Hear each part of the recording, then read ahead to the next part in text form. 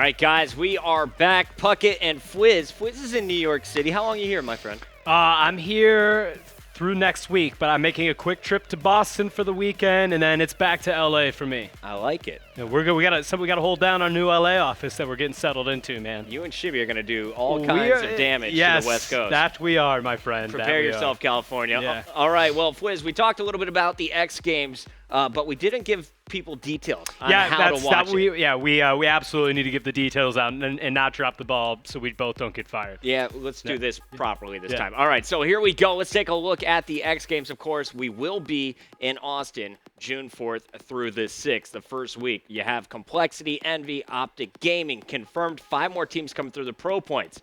However, if you're not on one of those 8 teams attending, playing for that gold medal, don't worry. You can watch all the action in person for just $89. You can get your 3-day X Games experience ticket.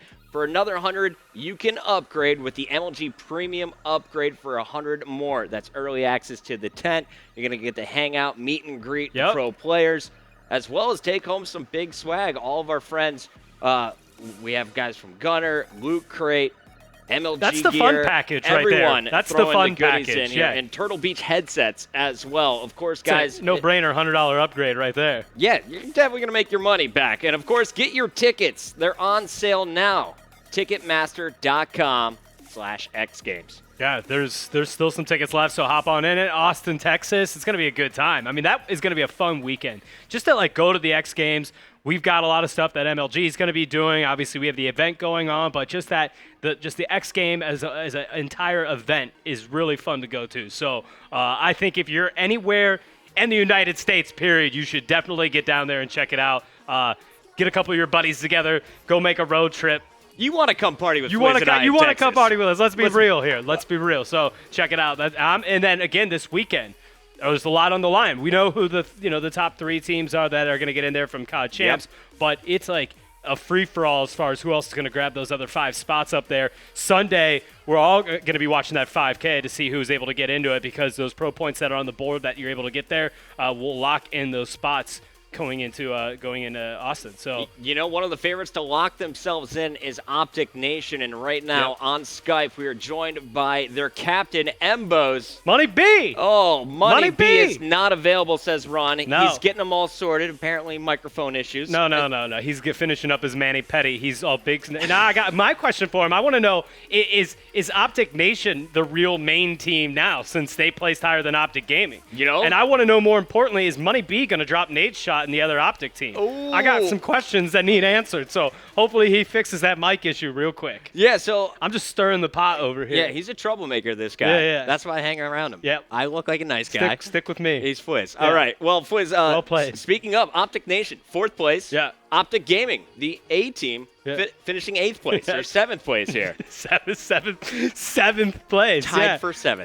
It's that, look, when there's 2 teams under the same title, they will always be compared to one another. I think it's very hard not to compare the 2 squads together. Optic Nation was back around during the day, got brought back here again. Hector said there was a very small chance, under 1%, that he would ever bring back another Optic team. 1% worked out. That 1% ended up working out, and they're clearly stacked. I don't have the pro points in front of me, but they're at 120,000 plus pro points. Yeah, 142,000. You're going to see Optic Nation and Optic Gaming at X Games, which it'll be another interesting kind of team sibling rivalry, I guess you would say, to see who's going to finish on top there. Optic Gaming definitely making more money this year. But Optic Nation could win the first gold medal. Let's go to our next tournament to discuss. We'll come back to Optic Nation and fill you in on what went down in Niagara with Embos and crew. But now let's go talk about EGL 12. Now, this has been an ongoing tournament series. They're now in their 12th installment. Been around for several years, really kind of breaking out in Black Ops 2. Now they're running Call of Duty Ghost. And the European rivalry continues between TCM and Epsilon. TCM winning the majority of the European tournaments. Epsilon, though, taking 2 in recent history, especially this past weekend, as Epsilon came out of the lower bracket to beat TCM in the grand finals. Yeah, I didn't get to watch again. It was like the worst possible day to be traveling. I'm traveling on a Sunday when we've got UGC and EGL going on at the same time, so I didn't get to watch the match. But I heard that was a pretty intense matchup between those two squads. It was a good one for sure. And here to talk to us about all the action, we have Swanny, one of the best players from all of Europe, the strongest AR in the game, if you ask me. Swanny, welcome to the eSports Report. How you doing today? Not bad, thanks. How are you? I love that accent. So anytime, yeah, we us Americans often talk about Swanny's accent as much as we talk about Swanny's gun skill. Well, Swanny, talk to us a little bit about this tournament. You guys fell early on in the winners bracket, had to make a run through the losers bracket. First off, what went down in that winners bracket? Sunday morning, I think our first game, we came up against Rain, who admittedly are probably a top three, well, were a top three team until they split up after this event. The players weren't really well known until COD Ghost, and they just came out of nowhere, managed to beat us 3-2, and knocked us into the loser bracket. So it went all the way to game number 5. So Yeah. in the losers bracket, you had to make some moves if you wanted to make it to that grand finals. Who did you have to go through on your way to TCM? First up, it was Exertus, who we played at the previous tournament. We beat them. We didn't think we didn't think any of the games would be comfortable, but we thought that would be probably the easiest game out of all the games we had to play in our loser bracket run. We managed to beat them 3-0, I think. It was quite comfortable. Then it was Vitality, I think, who we've played on numerous occasions. They've been to COD champs. You'll probably be familiar with them, Gottega and co. Yep. And yeah, that was 3-1. Then it was back to Rain. It was a continuation series, and we actually managed to come out 4-0, so 6-3 overall in continuation. And then it was TCM, of course, in the final. All right, so you got your revenge on the team that took you out in the winners bracket. You took out France's #1 squad, Vitality. Yeah, I'm sure France showed up too when that event was going down, no doubt about it. They bring the force of viewers whenever they play. Well, Swanny, before you met up with TCM, out of all the teams other than TCM, who do you think was your strongest competitor? Who gave you the best run for your money? Aside from TCM? Yeah.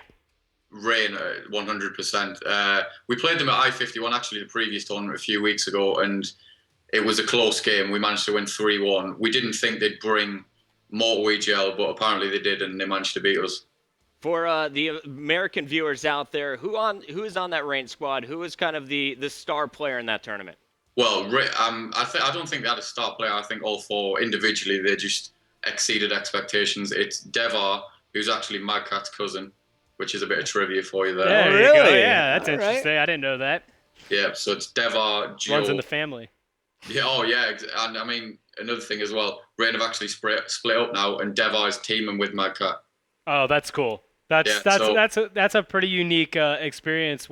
Actually, that's probably the only where you have pro players in the family in Call of Duty. Yeah, I think that's it. Yeah, we've seen kind of some twin brothers back in the Halo series. Well, yeah, the Ogre brothers, obviously. And then Roy yeah. and Lunchbox. Yeah. But in Call of Duty, especially cousins. I haven't heard of any cousins playing together. Pretty interesting stuff there. Swanny dropping the knowledge bombs over here on the broadcast. I like it. Well, Swanny, there you are. There's your beautiful I was face. waiting to see. There's Swanny. Good work, Ron. All right, Swanny, there you are smiling. Of course, you guys were able to take out TCM. You had to beat them once, which would force a second best-of-5 series. Walk us through that finals. What was it like playing against TCM without Flux? I think with Flux, they certainly had more chemistry. I'd say it was a lot harder with Flux. We beat them 3-2. It was a reverse position, so we were coming from the winners bracket and they were coming from the loser bracket at I-Series a few weeks ago, and we managed to beat them 3-2 in the first best-of-5. So it was definitely, I think it was a lot closer with Flux, but that's taken nothing away from Petey. He's a fantastic individual player. I just think they had a lot of previous chemistry with Flux, having attended previous events with them. Petey, on the other hand, they'd only had like a few weeks of practice with him. So yeah, definitely a lot more of a challenge with Flux. Equally though, with Petey, he brings a lot more to the table, so he's more of a slayer. So we had to deal with that on certain maps like Strike Zone and things. But we managed to take the first series 3-1. I like it. So you took that first series 3-1. Was there anyone from Epsilon that was just going big? Was it a team effort? Well, excuse the cliche, but yeah, all of my teammates, team effort, everyone was just doing their job, doing their role to absolute perfection. I think we knew, especially after the rain loss, we didn't treat it as a loss. We treated it more as like a catalyst to just improve our performance and take us to the next level that we needed to win the rest of the event. I like it. Well, from there, you 3-0'd them, made it look easy as you guys take out TCM for the second time in recent history. So there's always been that conversation, Epsilon or TCM. I think right now it's safe to say Epsilon is on top over there in Europe. How are you guys doing in the Gfinity League? We've got a match tomorrow. I think that's against Erupt or Denial. That match kind of decides where we place in the rest of the tournament. At the moment, we're comfortably in first, I think, on map difference by a few maps. TCM behind us, and then I'm not sure who's behind that, but obviously it's the top two who qualify. So the match tomorrow is incredibly important for both of us. We have Erupt, and I think TCM have TYT, Shane's new team, obviously Lightning Pandas. So that match is important. If we win that, I think we've got a good chance of coming top two, and then we've got, I think, our last match is against TCM, and that'll decide whether we come first or second.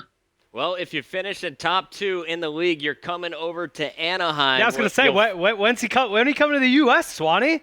As soon as possible, mate. All right, man. All right. Now, I opened up this interview to the Twitter fans. I asked them, send me your best questions for Swanny. And the first one came from a young European gamer who wanted to know, how do you get known in the European scene? How did you go about it, Swanny? It's exactly the same internationally in any scene. It's just playing a lot and getting yourself out there. I think the best way, with no exception, is just to attend a LAN event and just prove your worth there. I think there was someone at UGC actually gained like 10k followers. I'm not sure who it was. In like, was it against Coley? I think he did a 1v3. I think it was Stun when he got his 1v3. It was. Instantly like 10k followers. It's ridiculous. So remember when Nifty did it in Black Ops 2 against Envy? Like that, Swanny, that's actually a really good point. I mean, they show up, and when you do something that proves that you're really able to play at a big level, you do get noticed. And 10,000 Twitter followers off one amazing play. Yeah, it's ridiculous. It is ridiculous. It's awesome. Well deserved though too. But that is a very good point on how to get noticed. And Swanny, I mean, people need to know how much time it takes. I mean, you've been playing since Call of Duty 4 competitively. Oh, yeah. We're talking Swanny's been competing 5-6 years at this point, so that helps a little bit too. All right, so Swanny, you are always considered one of the best ARs in the game. A lot of people are saying that you're currently the best AR in Ghost right now. Is there anyone that you say or think can hang with you on that level in the European scene? Because I know we got some pretty strong guys over here in the NA. I think it's flattering, to be honest, that people think that, but obviously there's an absolute abundance of people capable of competing, if not besting me with an AR. In the UK, Mad Cat would be the first name which comes to mind, although he's adopted kind of a more versatile role, so he's been using the SMG as well. But obviously, if he AR'd, my teammate, obviously Tommy, he likes to AR quite a bit. And there are a few others, in the US. It's the same old names, you got Clayster, Karma, JCap, Proof, all those guys. There are a lot of competent ARs. Well, at COD Champs, I was blown away once again by your Remington, my friend. Is there any tips to playing the assault rifle role on the team for some of the young guys who are trying to perfect their game? Yeah, I mean, a lot of people there's an incredible emphasis on how good people's shots are and things, but I think that's wrong. I think you need to focus on your positioning rather than your shot. Positioning is imperative. You can always improve your shot, but it can't compensate for how well you position yourself around the map in power spots and things. I love it. All right, well, Swanny, my last question. This one came for all the North American fans. They say, when are you coming over and joining an NA team? Will it ever happen? I'm not sure. I couldn't say. I mean, I'd be lying if I said I hadn't considered it in the past, and still probably would. But the team I'm in at the moment is one of the strongest, if not the strongest, European team that I've ever been in. And Epsilon are a fantastic organisation. But yeah, I'd be lying if I said I hadn't considered, the prospect of moving over there and things, because it's something you can't turn down or you can't deny. You know, it's literally a once in a lifetime opportunity. So I'm not sure. We'll see what the future holds. But at the moment, this team is fantastic. It's crazy that you can now get player visas that were traditionally given to sports athletes that are now given to gamers, that we're sitting here even able to have this conversation. I love it. That you're able to get a player visa to come over the States. The U.S. government actually recognizes esports. Officially recognizes esports players as athletes. Yeah. It's times are changing, aren't they, Swanny? Yeah, it's ridiculous. All right, well, Swanny, congratulations once again on your recent EGL 12 victory. Where can people catch you in Epsilon? Tommy streams almost daily, so be sure to tune into his stream at twitch.tv/Tommy. I should have a Twitch account soon and a YouTube. I'm working on that. Twitter at twitter.com/Epsilon_Swanny. And the Epsilon Twitter is Epsilon Esports. Good man. Swanny, thanks so much for coming on the show, guys. You can catch Swanny on Twitter. We'll tweet out the link during the commercial break. And, of course, look forward to seeing Epsilon. They're coming over. The upper hand now. June 20th. They'll be out here in Anaheim. We're heading to a commercial break. When we come back, Mbos is ready. We'll be talking about Optic Gaming and their recent performance at UGC Niagara.